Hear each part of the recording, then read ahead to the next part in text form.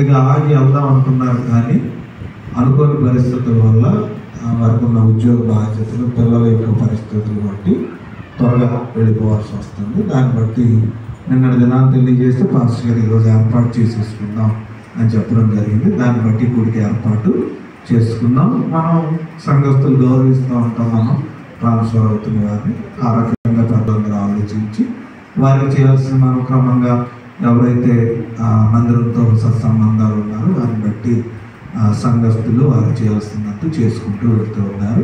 దాని నిమిత్తం మనం కాస్త వాక్యం విన్న తర్వాత ఆ కార్యక్రమంలోకి వెళ్దాం. కొద్దిగా దేవుని యొక్క వాక్యాన్ని మనం చూద్దాం. ఈ సమయంలో దేవుడి కొద్ది మాటలు మనం ఫలించి ఆశీర్వదించుగాక. బైబిల్ గ్రంథాన్ని మనం తెలుద్దాం. నిర్గమాకాండం దేవుని బిడ్డలారా, నిర్గమాకాండం దేవుని బిడ్డలారా 33వ అధ్యాయము 14వ వచనాన్ని చదువుతున్నాను, జాగ్రత్తగా గమనించండి. నిర్గమాకాండం 33:14. అందుకు ఆయన, నా సన్నిధి నీకు తోడుగా వచ్చును, నేను నీకు విశ్రాంతిని కలుగజేసేదని అనగా. చాలండి, చిన్న ప్రార్థన చేసుకుని వాక్యంలోకి వెళ్దాం. మహోన్నతుడా, జయముగలగా మీకు స్తోత్రాలు. మీ ఘనమైన మీ ప్రశస్తమైన నామానికి వందనాలు తెలియజేస్తున్నాను. రాత్రికాల సమయంలో కృతజ్ఞత కూడికలో మీరు మాతో ప్రభు మాట్లాడబోతున్నందుకు మీకు స్తోత్రాలు. నేను ఈ వాక్యం ద్వారా ఏర్పాటు చేసుకున్న కుటుంబాలతో కూడి వచ్చిన వారితో నాతో కూడా మీరు మాట్లాడాలని ప్రార్థన చేస్తున్నాను. మీరు మాట్లాడే దేవుడు, మీ మాటలు మా కుటుంబాలను మమ్మల్ని బలపరుస్తాయి. రాత్రి మీ మాట కోసం ఎవరైతే ఇక్కడ ఎదురు చూసి నేను దేవుడు నాతో మాట్లాడాలని ఆశపడుతున్నారో వారందరితో మీరు మాట్లాడమని, బలహీనైన నన్ను కూర్చున్న బిడ్డలను బలహీనగా ఒప్పుకుంటూ మీ బలమైన మాటల చేత మమ్మల్ని బలపరచమని ప్రార్థన యేసునామమున అడుగుచున్నాము తండ్రి, ఆమేన్. క్రీస్తునందు దేవుని బిడ్డలారా,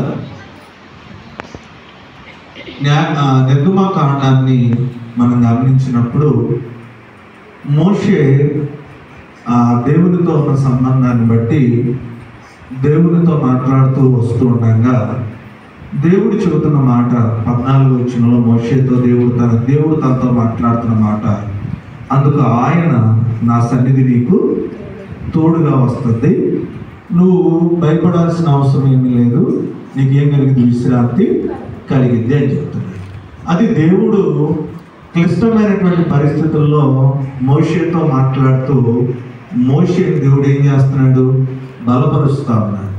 బలపరుస్తూ ఉంటే మళ్ళా 15వ వచనానికి వచ్చేటప్పటికి మోషే తనకున్న భయం కానీ, తనకున్న పరిస్థితులు కానీ, తనకున్న ఇబ్బందులు బట్టి ఆయన అంటున్నాడు, నీ సన్నిధి కనుక నాతో రాని ఎడల ఇక్కడి నుంచి మమ్మల్ని ఏం చేయొద్దు, తీసుకెళ్ళు. అంటే దేవుని మీద ఏ విధమైనటువంటి డిపెండ్ అంటే ఆధారపడుతూ ఉన్నాడో, ఏ విధంగా దేవుని యొక్క శక్తిని తెలుసుకున్న మోషే చాలా స్పష్టంగా మాట్లాడుతూ ఉన్నాడు, అయ్యా నీ సన్నిధి నాతో రావాలి.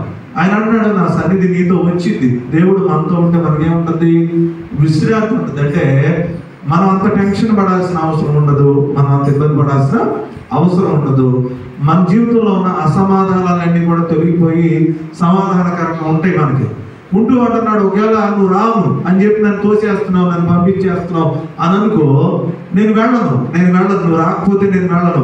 ఎందుకు వెళ్ళనంటే నీవు లేని జీవితం నాకేమీ ఉండదు, విశ్రాంతి ఉండదు అని చెప్తున్నాడు. అంటే క్రైస్తవ జీవితంలో మనకి ఎప్పుడూ కూడా దేవుని సన్నిధి మనతో ఉండాలి, దేవుడు మనతో ఉండాలి. దేవుడు మనతో ఉన్నప్పుడు మన యొక్క జీవితం సమాధానకరంగా కొనసాగించబడి, దేవునికి స్తోత్రం. ఇక్కడ ఇశ్రాయేలుతో మాట్లాడుతున్నప్పుడు వారి ప్రయాణాలు చేసుకుంటూ ఎక్కడికి వెళ్ళారంటే కానాను ప్రాంతానికి వెళ్ళారు. కానాను ప్రాంతం తర్వాత ఇంకా వాళ్ళు రీచ్ అవ్వాల్సిన ప్రదేశం ఏంటి అని అంటే పరమ కానానికి వెళ్ళాలి. దేవునికి స్తోత్రం. ఈ భూమి మీద ఏమో ఈ కానానికి వెళ్ళాలి, అక్కడికి ఇంకే వేరే కానానికి ఏమి వెళ్ళాలి, పరమ కానానికి. మనం కూడా మన ప్రయాణాలు చూడండి, ఆడపిల్లలు అయితే వారి చదువు ఒక చోట ఉంటుంది, దేవుని బిడ్డలారా, వారి వివాహాలు ఒక చోట ఉంటాయి, తర్వాత వారి ఉద్యోగాలు ఒక చోట ఉంటాయి, తర్వాత ఉద్యోగస్తులు అయితే ఒక చోట పని చేస్తూ ఉంటారు, ఒక చోట ప్రయాణం చేస్తూ ఉంటారు.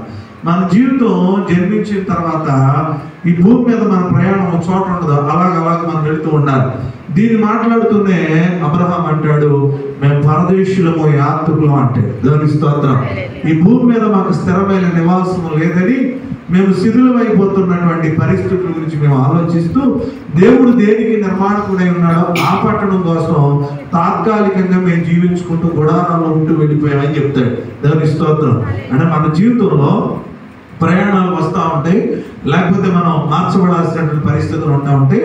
మన ప్రయాణాలు ఎలాగున్నా మనకి ఇప్పుడు కూడా కొన్ని చోట్ల మీరు చూడండి, కొన్ని ప్రాంతాలకు మనం వెళుతూ ఉన్నప్పుడు ఎలా ఉంటుందంటే ఆ జియో నెట్వర్క్ ఉందా అని అడుగుతారు, లేకపోతే బిఎస్ఎన్ఎల్ నెట్వర్క్ ఉందా అంటారు. ఎక్కువగా అసలు మనం ఎక్కడికైనా ప్రయాణం చేస్తేనే నా ప్రయాణంలో నాకు ఆలోచన ఏంటంటే పొల్లూరు పంపించారు.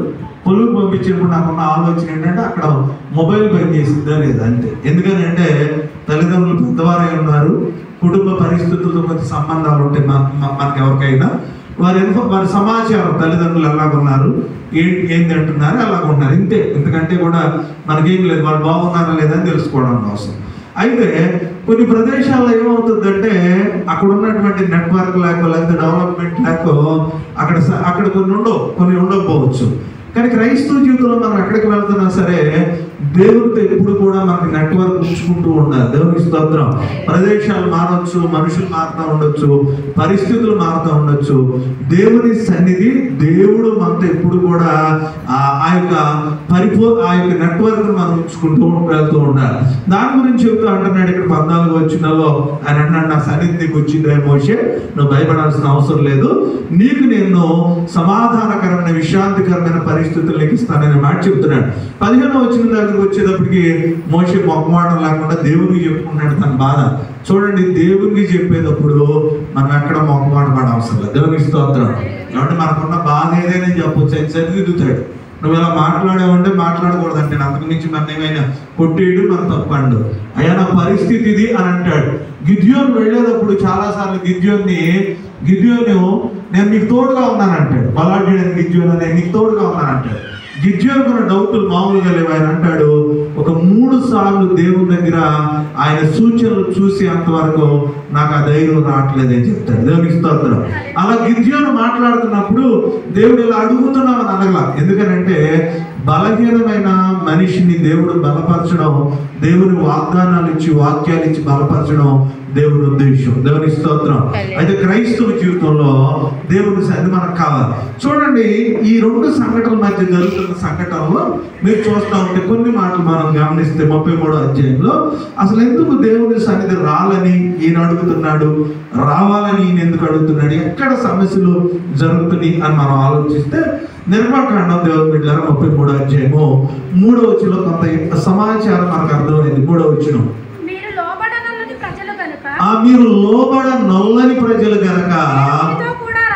చూడండి, దేవుడు చెబుతున్న మాట, దేవుడు నీతో రావాలి అంటే దేవుడికి ఏమవ్వాలంటే మనం లోబడాలి. లోబడని జనాంగానికి ఇబ్బంది. ఎవరుండరు? దేవుడు ఉండడు. లోబడని జనాంగంతో దేవుడు ఉండడు. ఇశ్రాయేలీయులు అందరూ కూడా ఎవరు నమ్మారు? మామూలుగా దేవుడిని నమ్మిన వారే. అందరూ లోబడ్డారా?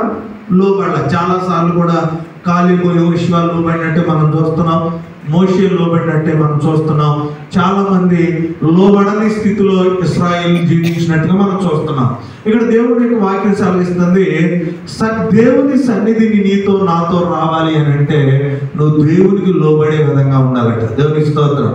ఆయన మీరు ఒంటరిగా ఉండొచ్చు దేవుని పెట్టారా, లేకపోతే వ్యక్తిగతమైన జీవితాన్ని మనం కలిగి జీవించవచ్చు. మనం దేవునికి లోబడితే దేవుని సన్నిధి నీతో ఉంటుంది. దేవుని సన్నిధి నీతో. మనం చాలాసార్లు కొన్ని వాక్యాలు వేసుకుంటూ ఉంటాం. ఎక్కువగా ఈ వాహనదారులు ఎక్కువ వేసుకునే వాహనాల మీద ఎక్కువ వేసుకునే ఏంటంటే నీ రాకపోకలు ఎవరు తోడుకుంటారో దేవుడు. వాహనదారులు ఎక్కువగా వేసుకుంటారు. క్రైస్తవుడు అవునే క్రైస్తవం మీద విశ్వాసం ఉంటే స్టిక్కర్స్ అంటే దాని తప్పని నేను అన్నగాని స్టిక్కర్స్ వాక్యాలు వేసేసుకుంటారు, బైబిల్ పెట్టేసుకుంటారు. వీడన్నిటినీ నేను తప్పను. కానీ నువ్వు దేవుని లోబడ నల్లకోకుండా దేవుడికి అవిధేయత చూపిస్తూ కేవలం ఇది సెంటిమెంట్ గానో ఇవి వేసుకుంటే నీ రాకపోకల్లో ఆ వాక్యాలు బట్టి మనకు దేవుడు తోడుగా ఉంటాడు అంటే అది పొరపాటు అని ఎవరు చెప్తారు? బైబిల్ చెప్తాను. నువ్వు లోబడాలి దేవునికి. లోబడకపోతే చాలా ప్రమాదం అన్నాడు. ఏంటి ప్రమాదం? మీరు చదివితే దాని మాట మనకు బైబిల్ సెలవిస్తూ ఉంటుంది. చదవనమ్మా. చూడండి, దేవుడు అట లోబడకపోతే దేవుడు రావడం వల్ల ప్రమాదం అంట. దేవునికి స్తోత్రం. ఏమండి, రావడము మేలే, ఇంకోటి రావడం కూడా ఏంటి? కీడే. రెండు రకాలు ఉన్నాయి దేవుడిలో. ఒకటి రావడం వల్ల దేవుడు రావడం వల్ల నీతో మేలు జరిగింది. రెండోది దేవుడు వచ్చినప్పుడు నువ్వు లోపడకపోతే వల్ల ఏం జరిగింది? కీడు జరిగింది. అంటే ఏ దేవుడైతే నువ్వు క్రమంగా నడుస్తున్నావో ఆ దేవుడు నీకు సహకరిస్తాడు. ఆ దేవుడికి లోబడకపోతే ఆ దేవుడు నీతో ఏం చేయడు? సహకరించడు అనేటువంటి మాట బైబిల్ సెలవిస్తుంది. లోబడితే కనుకంట దేవుని సన్నిధి నీకు తోడుగా ఉంటుందట. దేవునికి స్తోత్రం. ఈరోజు క్రైస్తవ జీవితంలో మనం ట్రాన్స్ఫర్ అయిపోతేనో లేదా ప్రయాణాలు అయిపోతేనో దేవుని సన్నిధి కాదండి. ప్రతి మనిషికి ఎప్పుడు కూడా దేవుని యొక్క సన్నిధి, ప్రజెన్స్, అంటే దేవుడు ఉండేటువంటి పరిస్థితులు మన జీవితంలో. చాలా మంది అంటారు ఈ రోజు సన్నిధికి రాలేదంటారు. ఈ రోజు ఎక్కడికి రాలేదు? సన్నిధికి అంటే మందిరానికి వెళ్ళకపోతే ఏంటి? సన్నిధికి వెళ్ళనట్టు అనమాట. మందిరానికి వెళ్ళడం రాకపోతే సన్నిధికి వెళ్ళనట్టే. కానీ నిరంతరము కూడా దేవుడు నీతో ప్రయాణం చేయడానికి, ఆయన సన్నిధి నీతో ఉంచడానికి ఇష్టపడుతున్నాడు. దేవుడి స్తోత్రం. నా రాకపోకలు ఎవరంటారు? నీకు దేవుడు తోడుగా ఉంటాడంటాడు. దేవుడు తోడుగా ఉంటాడు. ఆయన సన్నిధి నువ్వు ఎక్కడున్నా కూడా ఆయన సన్నిధి తోడుగా ఉంటుంది. షడ్రక్, మేషక్, అబేద్నెగో ముగ్గురు వ్యక్తులు అగ్నిగుండంలో ఉన్నప్పుడు ఆయన ప్రజెన్స్, అంటే ఆయన సన్నిధి వారితో కూడా ఉందని రాయబడింది. దేవునికి స్తోత్రం. అంటే గాఢాంధకారం వచ్చిందని దేవుడు విడిచిపెట్టాడు మనల్ని. శ్రమలు వచ్చినాయి అని దేవుడు విడిచిపెట్టాడు. నిప్పుల్లో మనం వెళుతున్నామని విడిచిపెట్టాడు. తనకు ఇబ్బందికరమైన పరిస్థితుల్లో ఉన్నామని మనం విడిచిపెట్టాడు. దేవుడు మనం ఎప్పుడు విడిచిపెడతాడంటే లోబడకపోతే దేవుడు మనం ఏం చేస్తా ఉంటాడు? విడిచిపెడతాడు. కాబట్టి దేవుని సన్నిధిలో ఉంటున్న మనం, దేవుని సన్నిధి కావాలని ఆశపడుతున్న మనం దేవునికి లోబడాలి అని రాశారు. రాస్తూ ఇంకొక మాట 34వ నిర్గమాకాండంలో 9వ వచనంలో ఇంకొక చక్కని మాట చెప్పుకుంటూ వచ్చాడు. నిర్గమాకాండం 34వ అధ్యాయము 9వ వచనంలో ఇంకొక చక్కని మాట దేవుని బిడ్డలారా తెలియజేసుకుంటూ వచ్చారు. జాగ్రత్తగా గమనించండి, చదువుదాం. ప్రభువా, నా మీద నీకు కటాక్షము కలిగిన యెడల నా మనవి ఆలకించుము. దయచేసి నా ప్రభువు మా మధ్యన ఉండి మాతో కూడా రావలెను. వీరు లోబడనొల్లని ప్రజలు. చూడండి, దేవుడు మనతో రావాలి అంటే మరలా చెప్తున్నాడు. ఒక దేవునికి మనకేమన్నా దూరం అయిపోయిందని. మోషేకి దేవునికి, ఇశ్రాయేల్ ప్రజలకి దేవునికి అక్కడికి వచ్చిన ఎడబాటు వచ్చింది. అక్కడ ఎడబాటు వచ్చినప్పుడు దాన్ని ఏం చేసుకున్నారు? వాళ్ళు సరిదిద్దుకున్నప్పుడు దేవుడు ఏమన్నాడు? మీరు లోపడట్లేదని చెప్తున్నాడు. వీళ్ళు ఏమన్నారు? మేము లోపడతాము, మా పాపాన్ని నువ్వు క్షమించమన్నారు. అంటే ఎప్పటికప్పుడు నేను మీతో మా అమ్మగారు చనిపోయినప్పుడు 3 దినాలు మా సోదరుడు సెలవు పెట్టేసి ఎందుకు అనిపించింది వాడికి? నేను కొన్ని రోజులు ప్రార్థన చేసుకోవాలి దేవుని దగ్గర, మళ్ళా నేను సరిదిద్దుకోవాల్సిన అవసరం ఉందేమో అని చెప్పాడు. దేవునికి స్తోత్రం. అంటే తన మనసుకు అనిపించింది నేను ప్రార్థన చేసుకోవాలి. ఎందుకో ఒకవేళ ఏమన్నా దూరం అయ్యానేమో, దేవుని దగ్గర ఒకసారి సరిదిద్దుకోవాలి, దేవుని దగ్గర ప్రార్థన చేసుకోవాలి. ఎందుకంటే తనకున్న ఆలోచన. అంటే క్రైస్తవ జీవితంలో ఏ విధంగానైనా సరే కొన్నిసార్లు దేవుని దగ్గరికి ఎప్పటికప్పుడు మనం సరిదిద్దుకోవడం ప్రారంభించాలి దేవుని బిడ్డ. ఎందుకంటే ఏ విధంగా మనం బలహీనలు అయిపోతాం మనకు తెలియదు. కొన్నిసార్లు ఏ విధంగా మనం దేవునికి విరుద్ధంగా పాపం చేస్తాం మనకు తెలియదు. దేవుని దగ్గర లోబడి, అయ్యా నేను పాపం చేస్తే పొరపాటు అయింది. పాపం అంటే మీరు త్రాగుడు, వ్యభిచారం, ఏ వ్యసనాల గురించి పెద్దగా మీరు ఆలోచించుకోమాకండి. చిన్న బలహీనతలు తెలియనివి, దేవునికి విరుద్ధకరమైన కొన్ని మనలో ఉంటుంది. దేవునికి స్తోత్రం. వాటిని మనం ఎప్పుడైతే సరిదిద్దుకుని, ప్రభువా నేను తప్పు చేశాను, లేదా నా పొరపాటు, నీ సన్నిధి నాతో రావాలని చెప్పాలి. ఇశ్రాయేలు చేసిన పొరపాటును బట్టి మోషే అడుగుతున్నాడు, ప్రజలు పాపమును క్షమించమని అడుగుతాం, నీ సన్నిధి మాకు కావాలి. లేకపోతే మేము 6 నెలలు ఎలా నడుస్తాం? అమాలేకీయులు మేము ఎలా గెలవగలుగుతాం? ఎబూసీయులు ఎలా గెలవగలుగుతాం? మేము ఈ ప్రజలు కూడా నన్ను ఏం చేస్తారో నాకు తెలియదు కదా, మేము పాప క్షమాపణ అడుగుతున్నాం, నువ్వు నాతో నడవాలి ప్రభు అని చెప్తున్నాడు. దేవుని స్తోత్రం. దేవుని సన్నిధి మనతో ఉండాలి. దేవుని బిడ్డలారా, దేవుని సన్నిధి మనతో నడిపించబడాలి. దేవుని సన్నిధి మనతో ఉండాలంటే మనం లోబడాలి. లోబడుతూనే కాకుండా పశ్చాత్తాపడాలి. ఏదైనా పొరపాటు మనలో ఉంటే దేవుని సన్నిధి ఎప్పుడు మీరు చూడండి, దేవుని సన్నిధి ఉంటే మీ గృహం బాగుంటుంది, మీ ఉద్యోగం బాగుంటుంది, మీ వ్యాపారాలు బాగుంటాయి, మీ కుటుంబ జీవితాలు అందరి బాగుంటాయి, ఎటువంటి డోకా ఉండదు. దేవుని సన్నిధి లేనటువంటి కుటుంబాలు కాస్త చీకటి, బాధ, చింత, ఇబ్బందికరమైన పరిస్థితులు పడతా ఉంటాయి. అందుకనే దేవునితో ఎప్పటికప్పుడు మనం ఆ కమ్యూనికేషన్ అంటే సత్సంబంధాలు కలిగి జీవించాలి అని బైబిల్ సెలవిస్తాను. దీని గురించి చెప్తూ ద్వితీయోపదేశ కాండంలో ఇంకో చక్కని మాట దేవుని బిడ్డలారా చెప్పుకుంటూ వచ్చాడు. ఆ దేవునికి వాక్యం మనకు సెలవిస్తుంది. ద్వితీయోపదేశ కాండంలో మన గురించి మాట్లాడుతూ ద్వితీయోపదేశ కాండం 4వ అధ్యాయం దేవుని బిడ్డలారా 10వ వచనం, ద్వితీయోపదేశ కాండం 4వ అధ్యాయం 10వ వచనం దేవుని బిడ్డలారా, నీవు హోరేబులో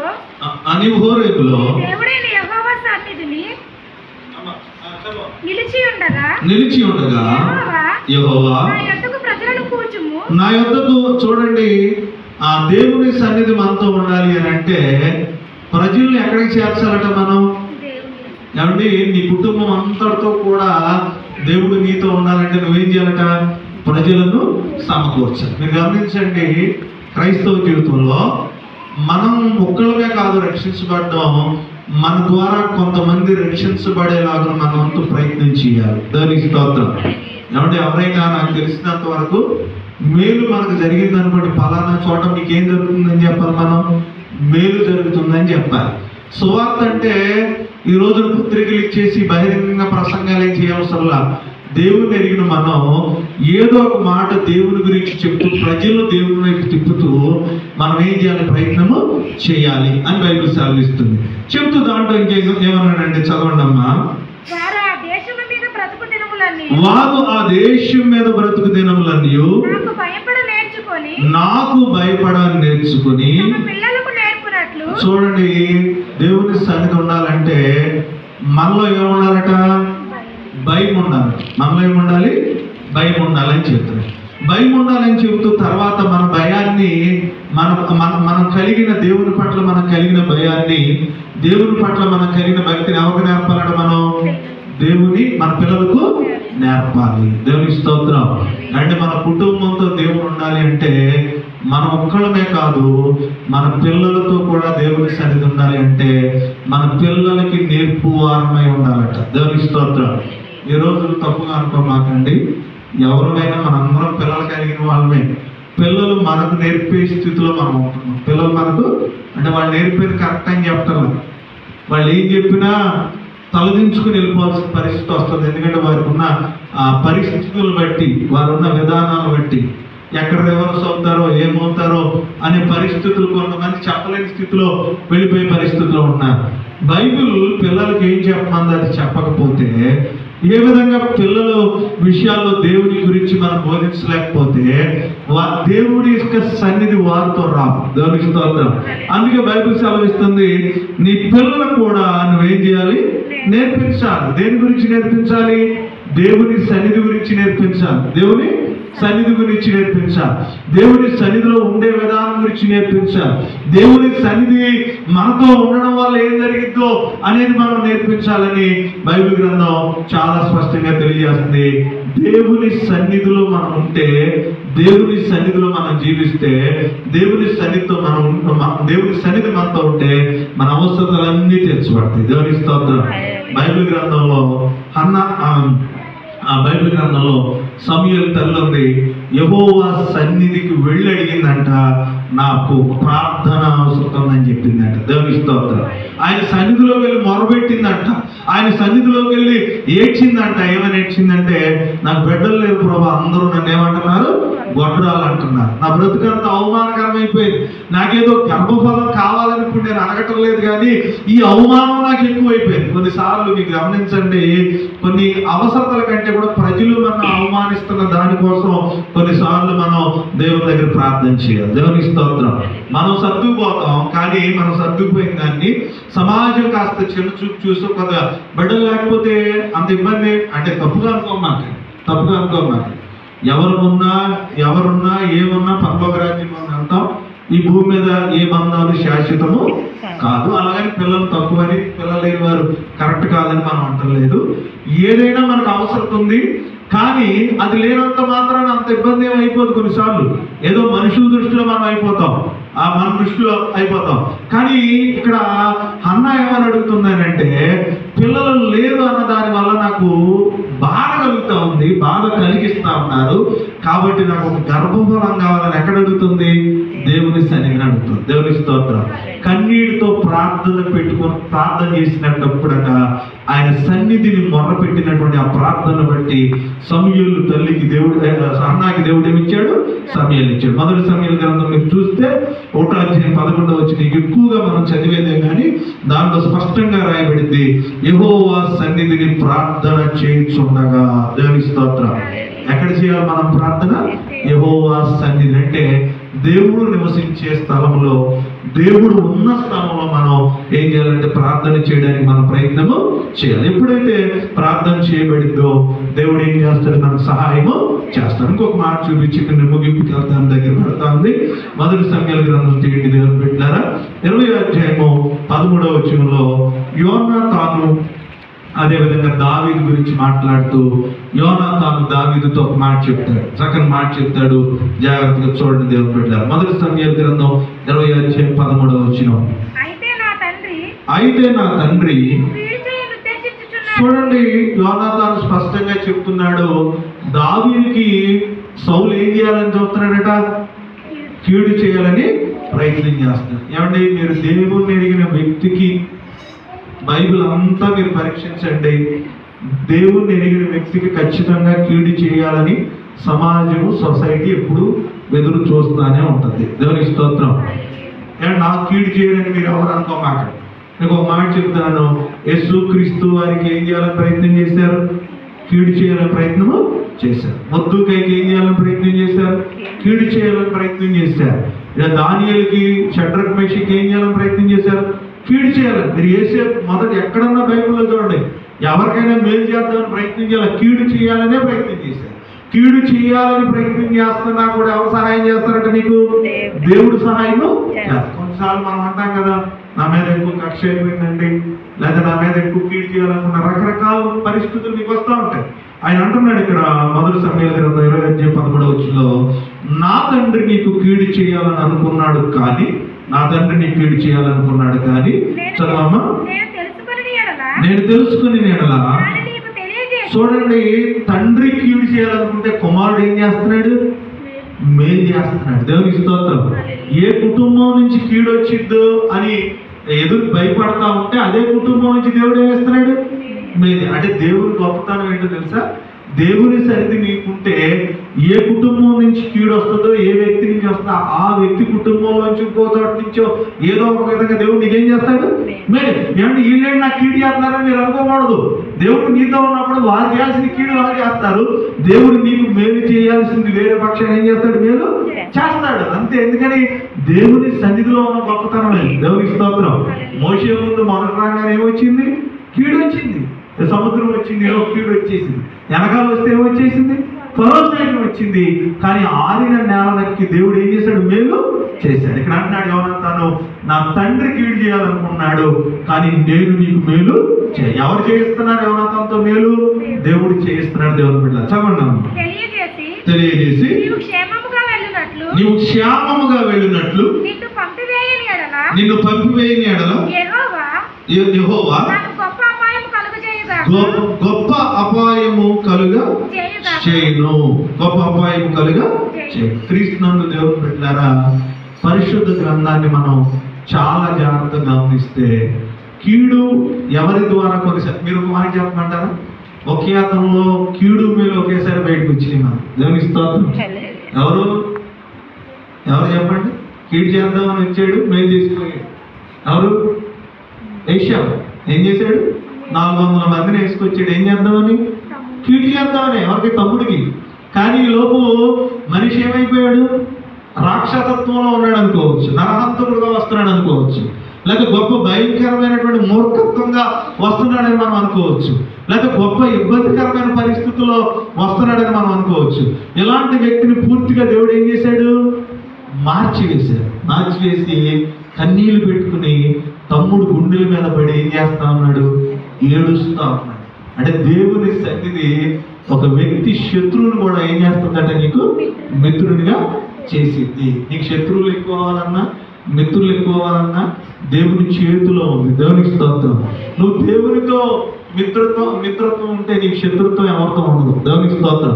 ఎవరైనా శత్రువులుగా ఉన్న దేవుడు అందరిని ఏం చేస్తాడు? నీకు మిత్రులు. అందుకంటే ఈ లోక స్నేహము దేవునితో వైరమని మీరు ఎరగరా. అంటే దేవునితో స్నేహం చేసినప్పుడు, దేవునితో స్నేహం చేయకపోతే లోకం నుంచి నీకు వైరం ఏర్పడి, లోకం నుంచి నీకు వైరము ఏర్పడి, నువ్వు దేవునితో స్నేహం చేసినప్పుడు లోకం నుంచి ఏర్పడుతున్న ప్రతి వైరంలో దేవుడు ఏం చేస్తాడు? మన సహాయము చేస్తాడు. ఆయన అక్కడ అంటున్నాడు, నీకు కీడు చేయాలని అనుకుంటున్నారు కానీ ఆ దేవుడు నేను నీకు మేలు చేయాలనుకున్నాను. తర్వాత ఆయన మాట అంటాడు, యెహోవా నా తండ్రికి తోడుగా ఉన్నట్టు నీకు కూడా తోడు. అంటే మీరు గమనించండి, ఆ యోనాతాను చెప్పిన ఒక్క మాటలో స్పష్టత ఏంటంటే, సౌలుకి మొదటిగా దేవుడు తోడుగా ఉన్నాడు. దేవునికి స్తోత్రం.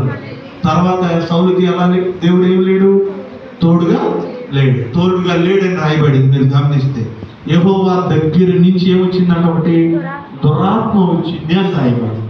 కానీ నా తండ్రికి తోడుగా ఉన్నట్టు నీకు కూడా దేవుడు ఎలా ఉంటాడు? తోడుగా ఉంటాడు. అంటే తండ్రితో ఉన్నా కూడా దేవుడు తోడుందా లేదా అనేది, దేవుని సన్నిధి ఉందా లేదా అనేది యోనాతాను నేర్చుకోవడం ప్రారంభించాడు. దేవునికి స్తోత్రం. దాన్ని బట్టి దావీదు ఏం చేశాడు? యోనాతాను బలపరుస్తూ ఉన్నాడు. ఈరోజు క్రైస్తవ జీవితంలో దేవుని సన్నిధి మనకు ఉండాలి. దేవుని సన్నిధిలో మనం ముందుకు వెళ్ళాలి. ఇంకొద్ది ఒక 5 నిమిషాల టైం ఉంది. దాన్ని బట్టి ఇంకొద్ది మాటలు ముందుకు వెళ్తాం. జాగ్రత్తగా గమనించండి. మొదటి దినవృత్తాంతాల గ్రంథంలో 4వ అధ్యాయంలో 10వ వచనం జాగ్రత్తగా గమనించండి దేవుని బిడ్డలారా. మొదటి దినవృత్తాంతాల గ్రంథము 4వ అధ్యాయం దేవుని బిడ్డలారా 10వ వచనం. మొదటి దినవృత్తాంతాలు ఎబేజు ఇశ్రాయేలీయుల దేవుని గురించి మొరపెట్టి, నీవు నన్ను నిశ్చయముగా ఆశీర్వదించి నా సరిహద్దులను విశాలపరిచి నీ చెయ్యి నాకు తోడుగా ఉండాలని ఉద్దేశించిన యెడల దయచేసి నాకు కీడు రాకుండా దానిలో నుండి. చూడండి ఎంత చక్కగా ప్రార్థన చేస్తున్నాడు.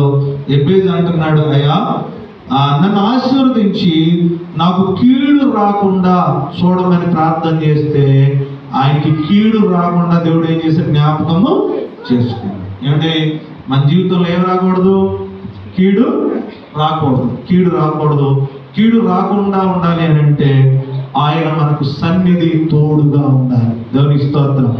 ఆయన సన్నిధి మనకి తోడుగా ఉండాలి. నీ ముందర ఆయన ఉండాలి, నీతో ఆయన ఉండాలి, నీతో కలిసి ఆయన నడవాలి. దేవుని పెట్టారా, నడిచినప్పుడే మనకి ఎలాంటి కీడు రాదు. అందుకే అపాయము నా గుడారమున గాఢాంధకారంలో సంచరించిన ఏ అపాయంకు నేను భయపడనంటే నా దేవుడి సన్నిధి మనతో ఉండాలి. దేవుని బిడ్డ, దేవుడి సన్నిధి ఉన్నప్పుడు పరిశుద్ధ గ్రంథంలో ఇశ్రాయేలుకు జరిగినటువంటి కొన్ని చిన్న మేలుకరమైన సంఘటన చూసి మనం ముందుకు వెళ్దాం. పరిశుద్ధ గ్రంథం తీయడానికి ప్రయత్నించేయండి దేవుని బిడ్డలారా.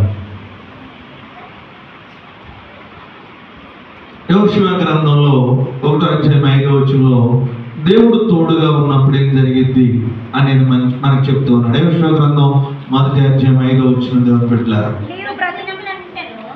చూడండి, దేవుడు నీతో ఉన్నప్పుడు నీ బ్రతుకు దినములన్నీ ఏ మనుష్యుడును దేవునికి స్తోత్రం. అంటే దేనికోసం మనుషుడు ముందెందుకు నిలబడకూడదు? నిలబడవచ్చు, కానీ నీకు అపాయం చేయడానికి నీకు అడ్డుగానో ఏ వ్యక్తి ఏం చేయలేడట? నిలబడి. దేవునికి స్తోత్రం.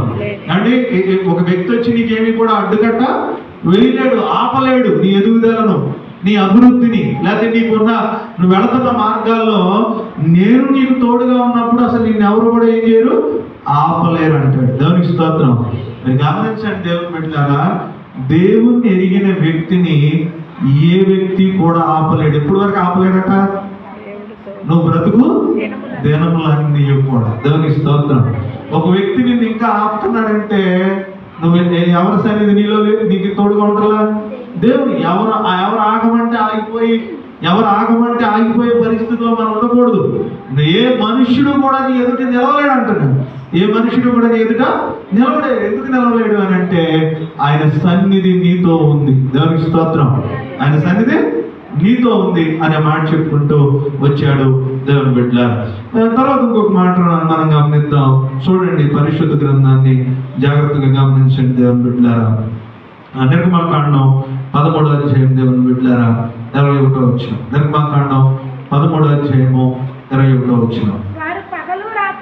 వారు పగలు రాత్రియు ప్రయాణము చేయనట్లుగా యెహోవా త్రోవలో వారిని నడిపించుటకై. దేవుని యొక్క బాధ్యత ఎంతగా ఉందో మీరు గమనించారు. దేవుని యొక్క బాధ్యత మన పట్ల ఎంతగా ఉందో ఆలోచించారు. బైబిల్ గ్రంథంలో కొన్ని మాటలు రాయబట్టి ఆయన అంటాడు, ఇశ్రాయేలీయులను కాపాడువాడు కొనకడు నిద్రపోడు అంటే. తర్వాత ఆయన అంటాడు, ఒకని తల్లి వారిని ఆదరించినట్లుగా అని చెప్తాడు. మళ్ళా ఇంకొక ఆయన అంటాడు, ఇంకో చోట అంటాడు, కోడి తన రెక్కల కింద పిల్లలను ఎలా కాపాడుతున్నాడంట. చూడండి, ఇక్కడ పరిపూర్ణమైన వాక్యాన్ని ఇచ్చాడు ఆయన. నిర్గమకాండం 13వ అధ్యాయంలో వారికి పగలు రాత్రి ప్రయాణం చేయనట్లుగా యెహోవా త్రోవలో వారిని నడిపించుటకే. పగటి వేళ ఎలా ఉన్నాడు ఆయన?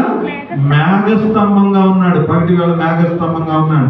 తర్వాత వారికి వెలిగించుటకు రాత్రి వేళలో ఉన్నాడు, అగ్ని స్తంభముగా ఉన్నాడు. వారికి ముందుగా నడిచాడు. దేవునికి స్తోత్రం. దేవుడు ఎక్కడ నడుస్తున్నాడండి?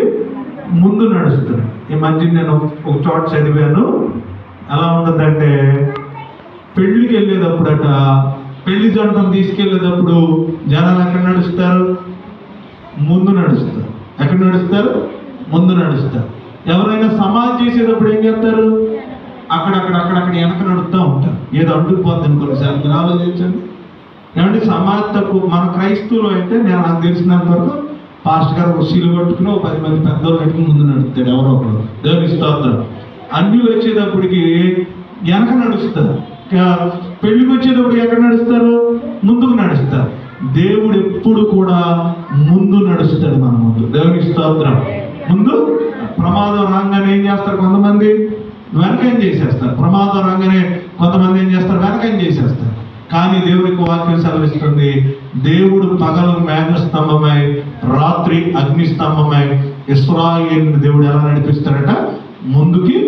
ముందుండి నడిపిస్తాడు అనేటువంటి మాట ఆయన చాలా స్పష్టంగా మనకి తెలియజేస్తా ఉన్నాడు. చూడండి, బైబిల్ గ్రంథంలో ఇంకొక చక్కని మాట తెలియజేస్తా ఉంది. మత్తయి రాసినటువంటి సువార్త దేవుని బిడ్డలారా, మత్తయి రాసినటువంటి సువార్త 28వ అధ్యాయము 20వ వచనం. నేను మీకు ఏ ఏ సంగతులను ఆజ్ఞాపించుతునో వాటన్నిటినీ గైకొనవలెనని వారిని బోధించుడి.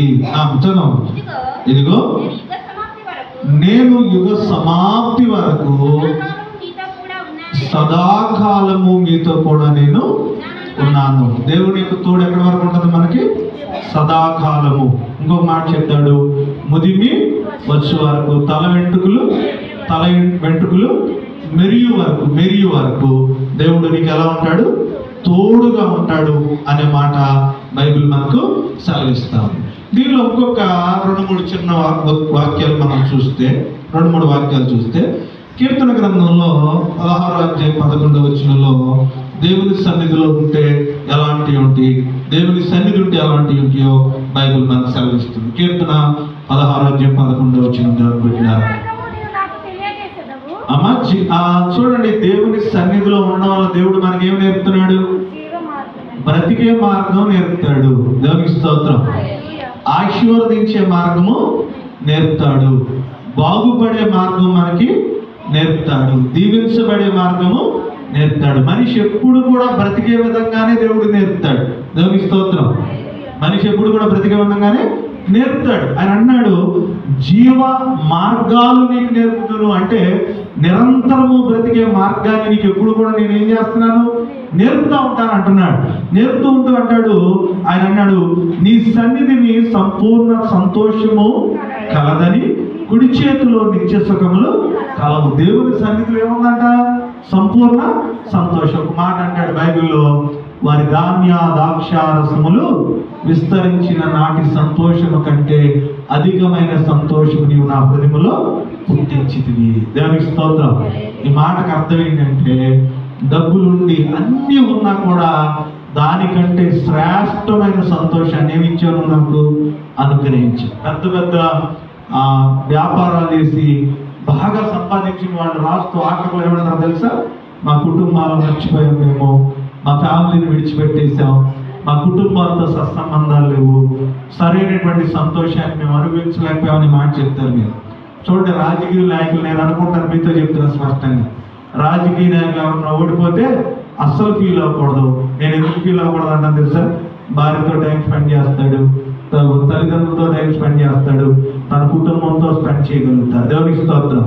ప్రపంచంలో మనం ఏమి సంపాదించిన సంతోషం లేనిటువంటి జీవితం మనకు ఆశీర్వాదకరము కాదు. దేవునికి కొంతమంది అనుకోవచ్చు, నేనైతే ఓడిపోయినా వాళ్ళ గురించి ఫస్ట్ ఆలోచించేదని తెలుసా, పిల్లలకి టైం ఇవ్వగలుగుతాడు తండ్రి కావాలి, లేకపోతే పిల్లలు భార్యకి టైం ఇవ్వగలుగుతాడు. భార్య భర్తల మధ్య బంధం ఎంత గొప్పదండి ఆలోచించండి. భార్య ఎక్కడో, భర్త ఎక్కడో, ఎవరికి సంబంధాలు లేకుండా ఏదో మనం సంపాదిస్తున్నామని జీవించేస్తే అది ఏ ఆశీర్వాదం ఉండదు. తల్లిదండ్రులు, భార్య, కుటుంబం అదంతా కూడా మనకు దీవెనకరం. దేవుడు బైబిల్ చెప్తుంది, నీ కుడి చేతిలో ఏమన్నాయి, సంపూర్ణ సంతోషము కాదు. ఇవన్నీ తెలిసినటువంటి మోషే అంటున్నాడు, నీ సన్నిధి నాతో రావాలి. ఈరోజు మనందరం కూడా దేవుని సన్నిధి రావాలని అడుగుదాం. దేవుని సన్నిధిలో ఉంటే సంతోషం ఉంటుంది, దేవుని సన్నిధిలో సుఖాలు ఉన్నాయి. దేవుని సన్నిధి లేకపోతే మనం ముందుకు వెళ్ళినా ఆశీర్వదించబడినాం. దేవుని సన్నిధి ఉన్నప్పుడు కీడు చేయవచ్చు, సమస్యలు రావచ్చు, శోధనలు రావచ్చు. కీడు చేయాలన్న వారి నుంచి కూడా దేవుడు నీకు ఏం చేస్తాడంటే మేలు చేయిస్తాడు, నీకు తోడుగా ఉంటాడని చెప్తున్నాడు. ఆయన సన్నిధి మనందరితో ఉండేలాగా మనం నడుస్తూ, ఆయనకు లోబడుతూ, మన కుటుంబాలను లోబడి చేపిస్తూ, మన పిల్లల్ని లోబడి పెట్టట్టు చేస్తూ దేవుని ఆశీర్వాదాలు పొందుకుందాం. ఈ కొద్ది మాటలు దేవుడు మన మీద ఫలించును గాక. ఆమేన్. కళ్ళు మూసుకుందాం, చిన్న ప్రార్థన చేసుకుందాం.